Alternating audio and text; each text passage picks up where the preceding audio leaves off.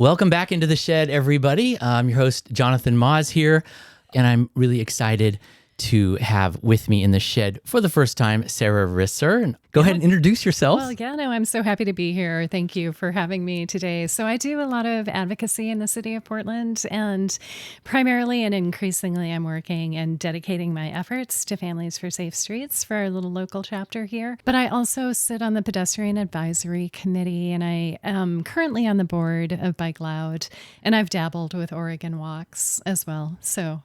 And describe what Families for Safe Streets does. So Families for Safe Streets was founded in New York City about 10 years ago by Amy Cohen and a few other people who had lost children in the city of New York. And it's an advocacy group that really we lobby and we fight for safe streets. And almost everybody who is a member of the organization has lost a close family member, or they themselves have been injured in road traffic. So it's like it's survivors of road crashes. Of course, we welcome allies as well. And there are a number of allies who work who are very dedicated to the mission and work closely with Families for Safe Streets. So it's the National Oregon, there's a chapter here in Portland, That's right? So a number of cities have chapters around the country. And so we have a small chapter here in Portland that is beginning to grow. And we're super excited about that. I should say, well, not great. And this is always a weird thing with Families for Safe Streets. And it's like, well, you're growing. Does that mean that there's more victims? Does that mean I'll take it to mean that you're growing in your ability to advocate, you're growing in your stature, the footprint you're able to make. It's not as if it's just, we're signing a bunch of more people up. Well, and people come to us. We don't, of course, automatically sign people up, but we've realized that we've had a problem reaching people. People don't know how to find us. And so we're really working intentionally on that. So victims who want to get involved can link into the work that we do. And I also want to say, not only do we advocate, but we do provide support and community for people who have lost a loved one or have been injured. Yeah, I think it's smart to kind of build the awareness of the group, because once someone is involved in one of those tragic events and they lose a loved one or someone seriously injured, at that point, it's it's really hard to reach them a lot of times, right? So their whole life takes a different turn, and they may never get to be involved with advocacy, or even their idea of it may be so changed after that they would never be able to be a helpful part of a movement that would prevent that from happening to other families. Yeah, I think that's right. Yeah, it's really important work. Folks may remember I did a story on Sarah's effort to put up memorial signs all over the city. So that's some context for you, the work you're doing, and why we were sort of spurred to want to talk. We recently had an exchange about being so upset with the recent spate of crashes. A couple people drove off Marine Drive. Somebody wrapped, their car wrapped around a tree. It was a major crash here. Somebody died. Someone was seriously injured. Hit and run, drunk driving. Several of them.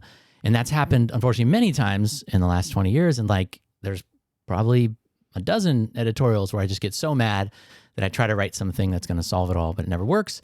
But I went to social media and just said, drivers really need to get control of themselves. People are just not driving well, something to that effect. I've been getting a little bit more pointed purposely. I've been on the internet long enough to know that you don't just do things for feelings.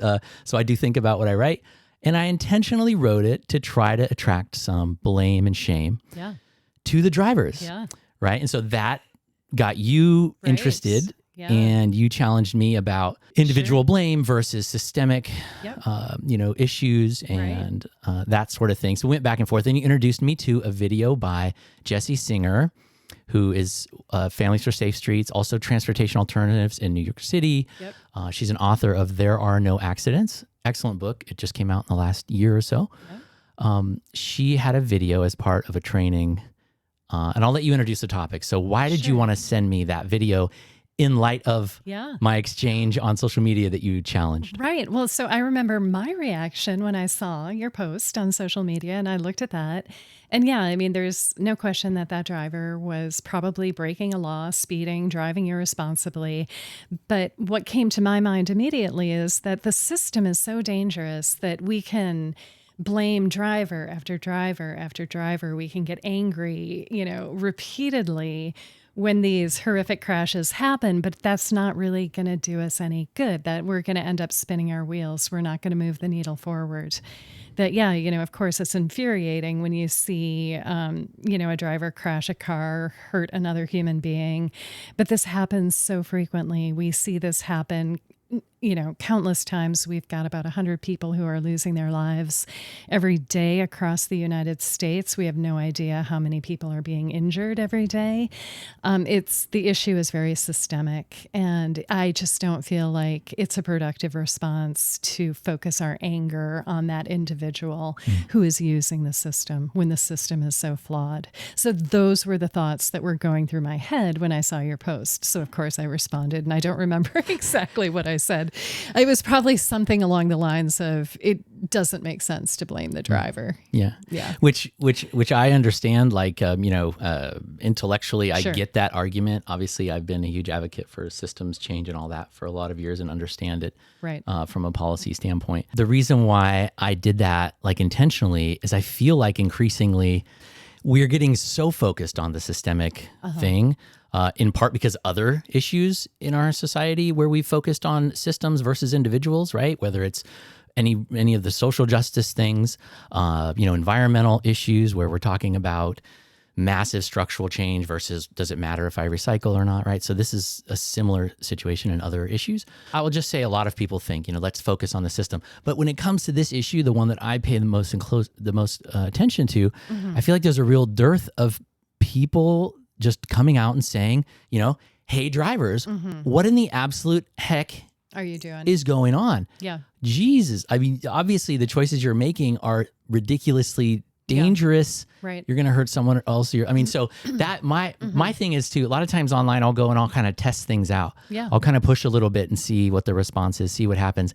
And I've been doing that for a while now, trying to add a little bit of blame to drivers to see if that changes anything. Because I think for me, it's such an issue of culture change. Yeah. And it's hard for me to think about how we get this irresponsible, dysfunctional driving culture to really embrace change. Right. If there's no looking in the mirror. And actually, that reminds me, it also comes up, one of my big critiques of Vision Zero is people say Vision Zero is not working. Yeah. And I've actually done a story on this, an editorial. I said, Vision Zero is like you looking in the mirror and saying, I'm going to do my part to make sure that we do better at this instead of being lazy and blaming the system. What did I just say? Right. So I have a few things, responding to that, so I was thinking about this, I spent some time yesterday reviewing Jesse Singer's video and just thinking about these issues. And I think one of the major problems that we have is that the laws are not enforced. I mean, this is stating the obvious, right? Our traffic laws are not being enforced. And in fact, there's even a message that I think is pretty strong that tells drivers they should break the law. And I think speeding is a perfect example of that. Right. Like, not only do we set a posted speed limit, we pretty much expect that everyone is going to exceed that. It's literally in the law that you won't get a ticket a lot of times Exactly. until you're 9 or 11 miles per hour over. And this is, you see this with the red light cameras. You have to be a certain amount over the laws on the books if you're going to be held accountable. And so I feel like, when I hear you say, we should be holding these drivers accountable, I guess the question that I have is that the responsibility of citizens? Should that not be the responsibility? And now I want to dig into this a little more, time permitting, because I don't advocate for strong enforcement either. So that may sound contrary given what I'm saying to you right now. But really, we've got all of these cultural messages that are encouraging drivers to break the law. And so then, really what good does it do at the end of the day if an individual or somebody posting on social media is expressing their outrage when all of the cultural messages and, we've got so many examples of laws that are just not enforced at all. I agree. There's a lot to that there. I think we should go back and just explain the video a little bit more. Explain this idea of safety science, right? So what Jesse Singer does is sets up this idea of safety science. Her book sort of traces the Industrial Revolution and the mass amount of deaths that used to happen in these factories, and then there was advocacy and then there was regulation, and now they're very safe. And the responsibility is your employer, not the actual individual. Right. And her frame is kind of like, we should take that into road safety, not blame individuals, but look at the system. Right. So that's, and she has this phrase, safety science. She talks about safe systems and creating a road traffic system where people can make mistakes and they still won't die or be hurt very badly, all that sort of stuff. She's very against blaming individuals. She thinks, I think she would say it's an effort not worthy, and that we should all focus on these more systemic changes, right? Correct. I guess what I'm trying to put out there is, first of all, I feel like there's a lack of people looking at driver responsibility, and that I don't think it's either or. I think we can have both, and we should have, or I think the fun conversation would be, or the interesting conversation would be, what's the right balance? I would advocate that we should be able to talk about driver responsibility, and a little bit of naming and shaming is not bad. Yeah. Because I think it's gotten to a point of such dysfunction that it might be a good thing to counter the normalization of irresponsible driving. Yeah. Right. Otherwise, what's the answer if you have this culture of driving that's spinning out of control, which I think it is, and you're going to wait until the system corrects itself? I don't know. That's going to take a lot longer than some interim measures of like, hey, get control of yourself. Look in the mirror. Like, don't drive like a complete wild person. Like, have some. I just want to reiterate at this point that from my perspective, our traffic laws are really, by and large, it's on the honor system, I feel. Right, exactly, and for the most part. So it's kind of up to the individual driver if they feel like, I think the message has been sent loud and clear for so many decades that you probably are not going to be held accountable in a significant way if you do something irresponsible behind the wheel. And that's one of the flaws, I think, of Singer's approach, is that she's looking at the industrial employer thing, where that relationship is totally different. Yes. They can enforce laws, they can regulate. Yes. There's no check and balance on an irresponsible driver. Right. And I would agree. And, that was something that I spent a lot of time thinking about yesterday. I think the analogy works to a point, but, to reiterate and to build on what you just said, when you look at the workplace, you've got somebody who's ultimately responsible, right? You've got the employer, you've got the industry, and they're ultimately responsible. When you look at road traffic, there is no one person or entity that is ultimately responsible. And you've got so many potential players, right? You've got the auto industry, and it horrifies me that they get away with what they do. They promote the dysfunction. And are never held accountable for it. They're never held accountable. You also have, let's think about the city of Portland. You've got PBOT.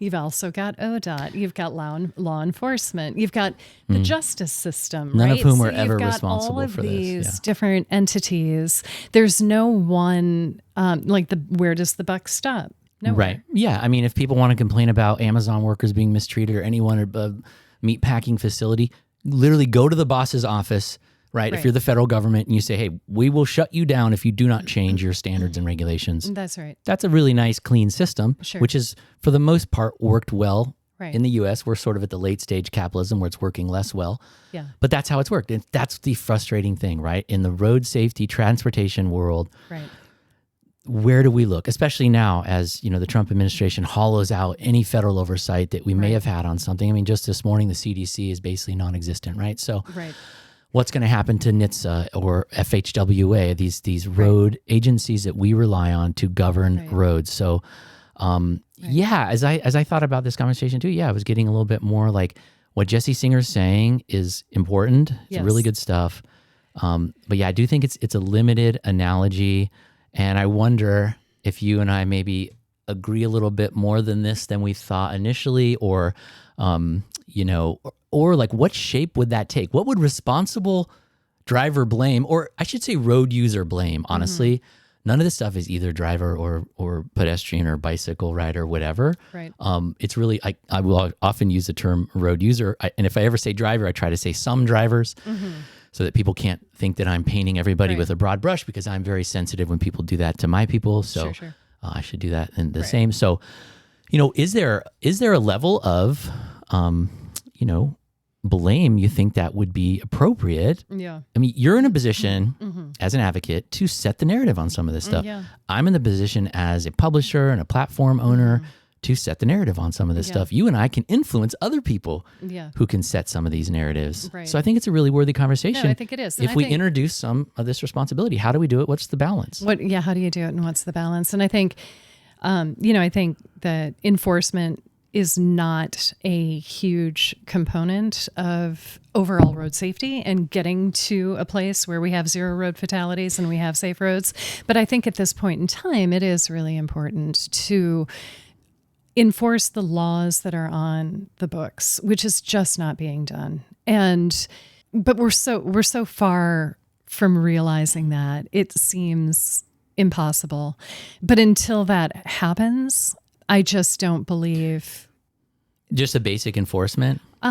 Well, I feel that we need more consistency in enforcement. So let's talk about speed safety cameras as an example. I think that's a really good intervention. And I think if people are consistently getting tickets in the mail for speeding, that this is going to really help. In my world, I would put that as honoring the speed limit and not 10 or 11 miles over that. But I think that because we are so consistently giving drivers a pass, we can't hope to turn things around. The whole reason that we give this pad of 9 or 11 miles over or whatever, which is like, again, folks, this is where they set the cameras. The reason we do that, right, is because when they get the ticket in the mail and they want to check the box that says, I want to go to court to contest this or file the paperwork, the system, the judges, whoever, is going to go, yeah, you know what? That's true. That sign really wasn't in the right place. You were late. Oh, your kid was sick. I'm so sorry.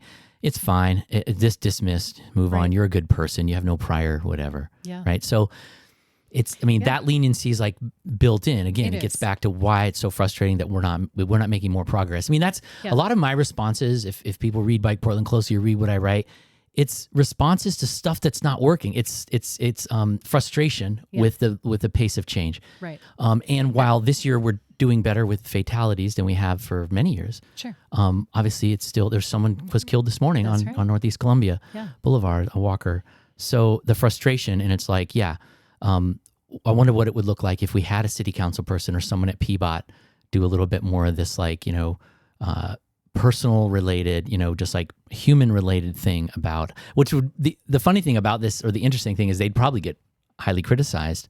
When they've done that in the past, they have gotten a lot of criticism from the community of like, don't focus on individuals, focus on the system. Yeah. So many of these issues and arguments we have, it's like because you have blocks of people that have a certain belief system, and it's fun to yell at each other and go online and criticize something. I know. Right. So it's unfortunate because most of the time it's a matter of balance. I do think that ultimately it's not really effective to be trying to shame individual drivers. I think that you need to have a system in place where all drivers who break the law, they will all be held accountable.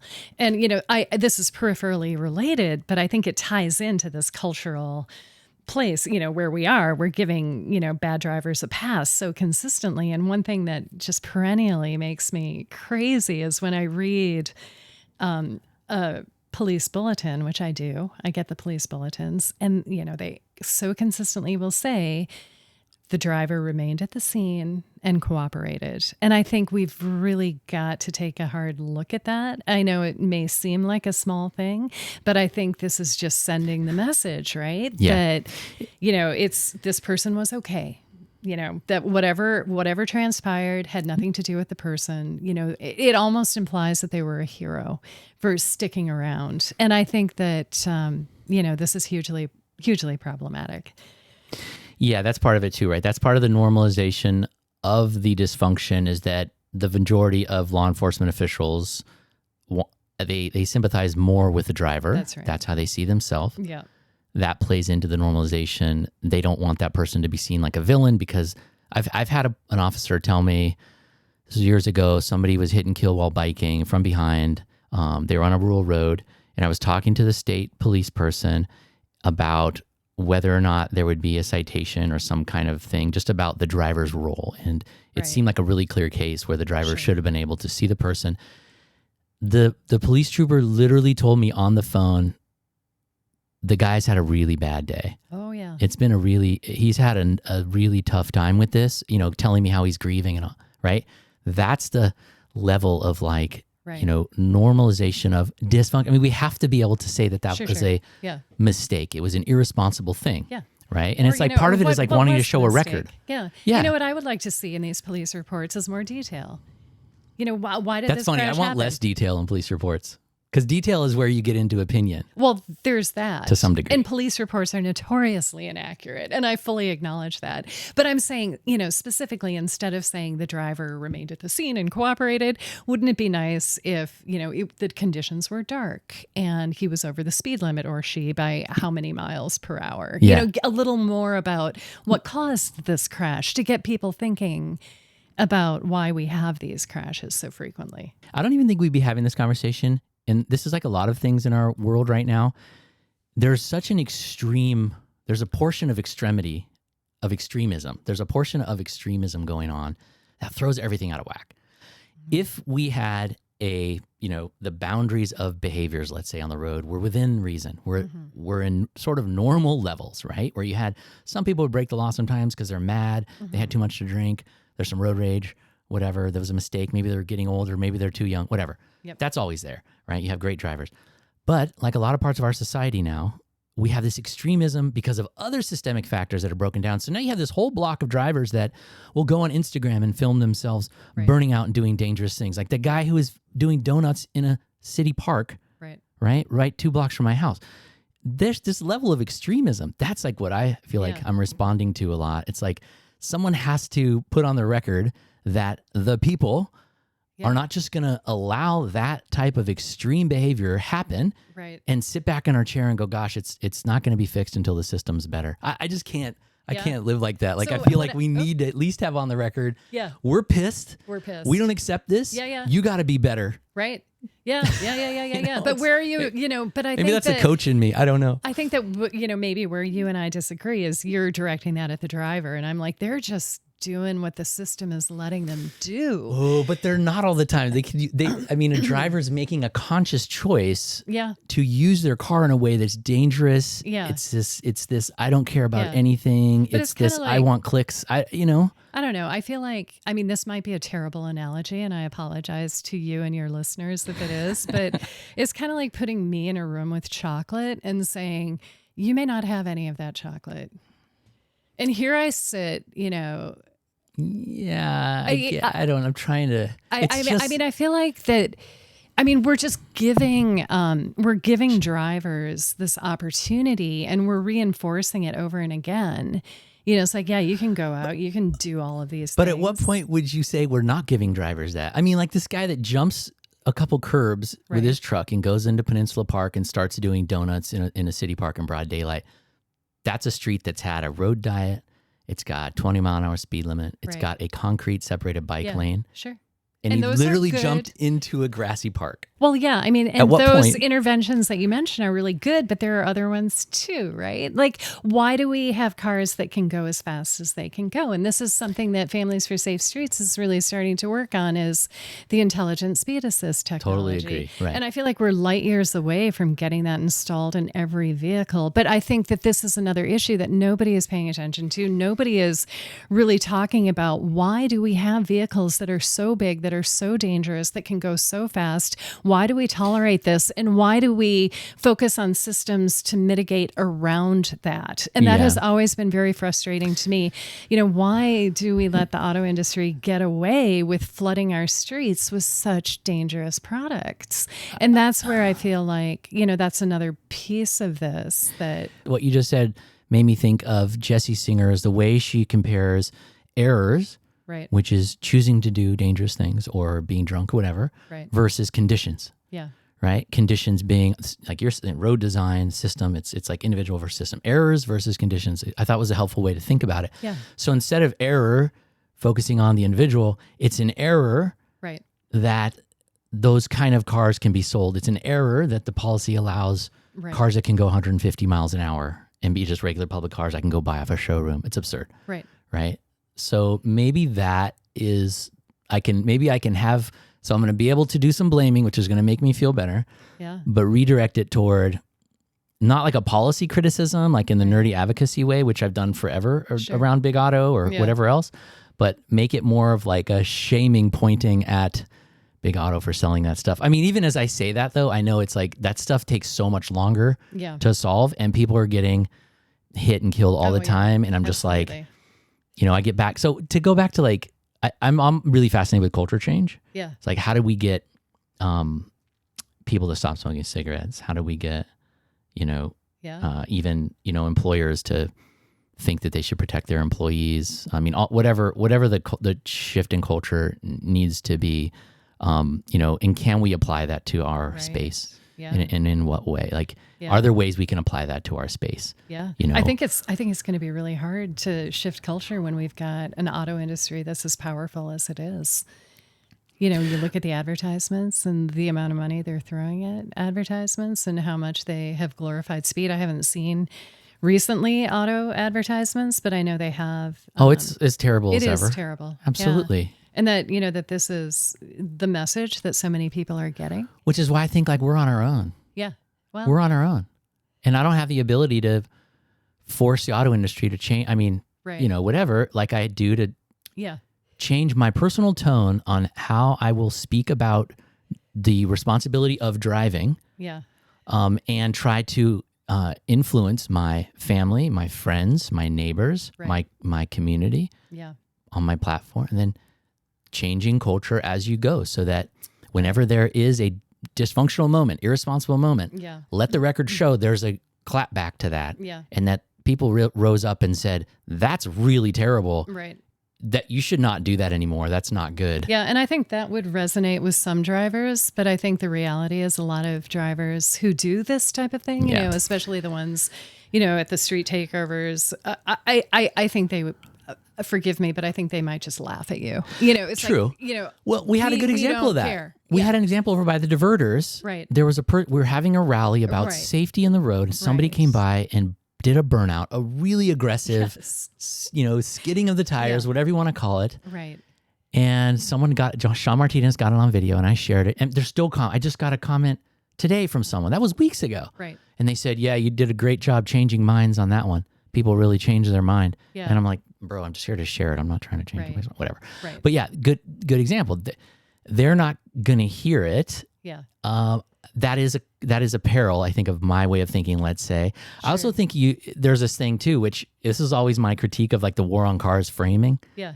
I'm less so of that now. I guess I've gotten a little more radical in response to the extremism I've been saying around the dysfunction. Yeah. But initially, like when war on cars got to be something like a phrase we would say, and at the initial stages of like the podcast, right? And Doug and Sarah and Aaron, I was kind of like, why would you do something that's going to purposely put someone in a battle position? Right. And they're going to go to their corner and they're going to want to beat you at that war. Right. They're going to want to win and vanquish you. Yeah. Our whole thing is that we're dealing with people without sometimes a lot of behavioral standards or whatever you want to say. And they're in charge of these like multi-ton vehicles that could kill me at any second. Absolutely. Why do I want to go to war with those people when it's not really a fair fight, right? Right. So I think we've evolved, things are always changing. I'm a little more okay with the war on cars framing, but I wonder if that's a peril as well of getting into this shame. Anytime that you do shame or blame, there's going to be, like you said, a significant amount of people that are just going to be like, who's this bro over here? Like, forget you. I'm going to fight you. Right. And so. I think there is a culture that I don't know much about that, a lot of people who drive these big vehicles and go to the street takeovers, that's a community and culture in and of itself. Yeah. Right. One that I actually support. Uh-huh. I support that culture. Okay. And I wrote a thing about this that kind of said that like in a veiled way because I knew it would be a little bit, shocking to people. Yeah. But I don't think, as community people who do cool things in the street with our friends and we use it to build community, it's a place of fun and creativity. Sure. I think it's not very defensible to try to say the activities you're doing aren't okay. Yeah. Ours are okay. We can dance naked in the street and listen to music and, put little bike lane characters and have all of our bike summer rides, over 1,000 of them, do whatever we want, basically, cork traffic. Sure. But you all, because I don't like cars or I don't approve of what you're doing, that's not okay. So I've been like, my stance on those is like, that's actually fine. Okay. I think it's a systemic thing too. Right. That's a demand that the public is showing they want to do. Right.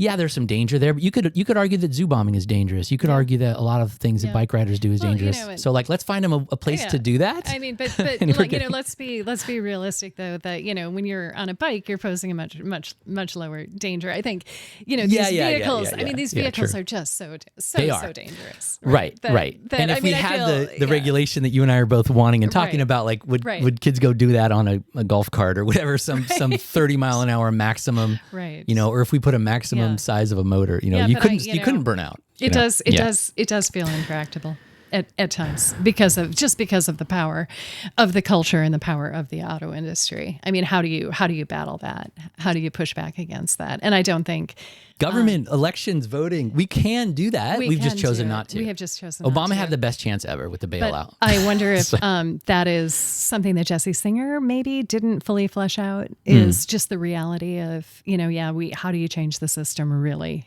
Like, how do you go about doing that here? Yeah. And, I think there was another place that, I was thinking about, it was from a very personal standpoint when I was watching her video, and I've watched it quite a few times.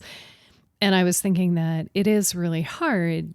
I think at the end of that video, she says we really need to move away from blaming drivers. Does she not? Yeah. Like it's going to be hard, but we've got to stop doing that. And I do agree with that to a point. But I think the reality is that you've got a lot of people who are direct victims of road violence, who are deeply traumatized, and the expectation. And I've been in many grief groups with people who have lost loved ones, or they themselves have suffered a TBI or some other debilitating injury. And every single one of those people seems to have been re-traumatized a second time when they realize that the person who was behind the wheel will probably not be held accountable in a meaningful way. And I think that this is something that is extremely important that we need to address. Like, if we're not going to be blaming drivers, and if there's no one entity that is ultimately responsible for road traffic safety, how are we taking care of the victims of road traffic? Like, how can you not, as a victim, have anger toward the person who killed your beloved spouse or child? It's a good question that I could pose to both you and Jesse Singer, who lost a friend. That's what got her started in her advocacy. But I'm curious, in your story, how are you able to be so systems focused given what you went through? Well, I think there's an evolution, and I've noticed this too in my work with Families for Safe Streets, and I also try to stay involved with the national group in addition to our local group. And so that, there are a lot of grief groups, and we have a lot of get-togethers online. And I have been sitting on the executive committee, so I have a lot of contact with other people who have lost loved ones in road traffic. And I think that initially, really, you're in a state of shock, right, for the first year. And it is such a hard thing to navigate. Nobody expects to be placed in this position. And as you know, I had great anger. Anyone who followed me on Twitter, I'm no longer on Twitter. I think my account remains, but I'm not active on Twitter. I was very angry at the DA, and I was very angry. I directed my anger at the DA and actually at the Attorney General of the state of Wisconsin. And, I look back in shock at some of the things that I did because I was so angry, because the at-fault driver was not being held accountable. So I think that to answer your question, with time, it just takes time to get your head around your individual situation and also the systemic issues that lead to the crisis that we are now facing. Yeah, maybe. And it's worth saying that people who have lost loved ones or have had a life-altering experience should be able to set the table a little bit more, or at least should have a different voice or a different role. Right. I necessarily haven't, and that could be why I, am speaking like I'm speaking. Mm-hmm. These are all things that we all have to wrestle with if we're aware of our personal experiences and how we bring that into our advocacy work. Yeah, but in my case, the driver was he was in violation of at least 3 laws. And was not held accountable. And so, this kind of gets back to why wasn't he held accountable? That would have felt really good. Yeah. And I wonder if the reason you react and has been a lot of your view on this, and the reason why you act to me the way you did in terms of me blaming drivers, is that old that psychological thing of that which we have experienced ourselves or that we are sensitive about personally are the things that we notice about others more Could so, be. right? Yeah. I wonder if you're seeing in me the same feelings you had. And so it becomes very apparent, and you can be like, yeah, maybe. I've been there, dude. Like and I've evolved from there. Oh, could be. You know what I'm saying? Like Yeah. I had my mind altered from this thing. That's You right. haven't. Yeah, Let me help you out a little bit. maybe. That could be it too. We're on this, journey of Right. understanding Yeah. on these issues, you Yeah. know? So Well, I mean, don't get me wrong. I think drivers should be held accountable. I think that's part of the problem. They're not being held accountable. and probably the reason why I'm wanting to voice this and talk about this is because they're not. Like a lot Right. of the things that we've talked Yeah. about. If it was a normal situation where we had Yeah. people were held accountable for their actions, Right. we wouldn't even have had this conversation because Right. it's spurred by the fact that we're in this state Yeah. of conditions where Yeah. it's just this anything goes thing. And here, people Sure. like you and I in this issue, Yeah. road safety, Yeah. are just sitting here trying to figure it out. Right. But I know that I was strongly of the mind, and I may still be, that until we get that safe systems approach firmly locked in, the Swiss cheese model that Jesse Singer talks about, where we've got layers of protection. I feel like until we get to that point, I think it is really important to hold drivers accountable. I do. Like there may be a time in which we stop doing that because we realize enforcement is not a particularly effective strategy, but to respect the victims and also kind of as a bridge to get to where we need to be. I think firm accountability is really important. Sending that message. I just don't think it's effective coming from citizens. What you just said is another thing where if you look at the way Jesse Singer makes the analogy to our peer countries or other countries, right, that are having much better success at reducing death and injury on the road, guess what? They have those things happening in tandem. Right. They have regulations on their cars. They have better accountability systems in the rule of law is way more apparent, right? Right. They have much better designed streets and roads, right? So it's easy for them to not be struggling with this thing of should we hold drivers personally accountable in the court of public opinion, right? Yeah. Again, that's a different situation of what we have here. So we'll have to sit with this and see how it feels. And maybe you're like me, you can test things out. Right. In your peer groups or as you go about your advocacy and see how people feel. Sure. That's one of my many things where I'll try to figure out how to get my narrative square based on do people recoil when I say something or do they like that? So yeah, exactly. And I feel like I'm continually learning. But I'd like to share one thing that I've observed and wonder if you have any insight or reaction to it. I've noticed increasingly, I don't know if it dates from COVID or, where it really started, but I'm almost feeling like things are becoming a little bit tribal on the roads. Like we've got our vulnerable road users and we've got people who advocate fiercely for safety of vulnerable road users. I would be one of them, but it's beginning to feel a little bit like if you're in a car, I'm going to think about this a little bit differently.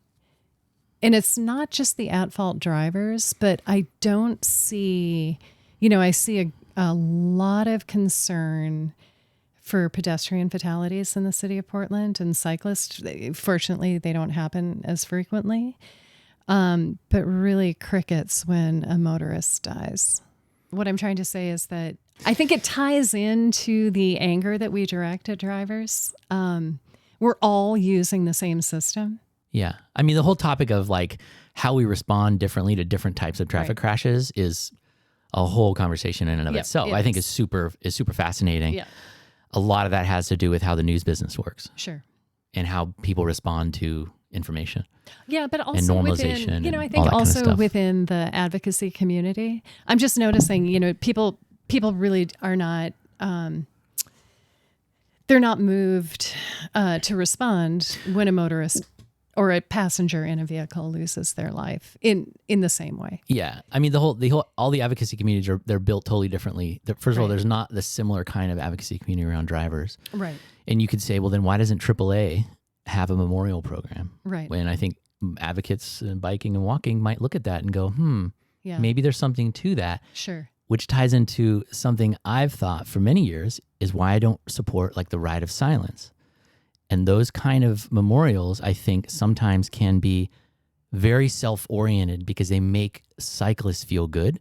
Right. But the message they send to the rest of us and the rest of the community, the rest of the media, the rest of the world actually hurt your issue, because what you're doing is you're promoting the idea that cycling is unsafe. I see. That's always been I've had a lot of mixed feelings about that. Right. Ghost bikes is a similar vein, although those to me are a little more tolerable. But when the ride of silence used to be more popular and it would get primetime news coverage, Right. and it's just like we already focus so much on every single bike crash or bike crash for sure. Again, the more rare something is, the more focused they'll be. Right. That's just how news works. Yeah. But the fact that, we don't have driver memorials, we don't do driver ghost cars, we don't have driver events where we're silent and getting in the news. Sure. Maybe there's something to that. Maybe advocates should think on that and think, why would we want to spread the message of how unsafe this thing is that we're trying to tell everybody to do, and that you're in imminent peril if you do it? But I think, it's just something to think about. I think that's right. And it's sort of related to normalization and, how we respond to this stuff. Yeah. But I think what's lost possibly is that the system is inherently dangerous for anyone who uses it. For sure. Yeah. And Yes. I feel like we lose sight of that. For sure. I just had a friend of my daughter's was involved in a fatal crash just a couple nights ago. Wrong way on the freeway, Yeah. just so tragic, right? And it's just like these things can just happen to anyone at any time, which is, I try to remind people of that when they start to say, I can't believe you're biking, it's so unsafe, or I won't bike because it's so unsafe. I kind of want to say, well, someone's going to T-bone you in your car and you're not going to be happy, or something else can happen. Right. It's a mess out there, Sarah. Yeah. Well, yes. I so appreciate you trying to make sense of it with me and with us, and being willing to talk about it for all this time. And I hope we're not, I've had experience with, survivors in the past, and I've noticed that it can be exhausting. I mean, it's exhausting, I know. Yeah. And this is just something you do in a volunteer. This is your passion. And I think it's really important to have that voice and to be in part of these things. So I appreciate that. Well, thank you. Yeah, no, I think there's nothing to radicalize a person about how problematic and dysfunctional the system is than being in a serious crash. Yeah. So. Yeah. I can appreciate that for sure and understand that to some degree. Well, thanks so much for coming over and talking about it. Yeah. Thank you.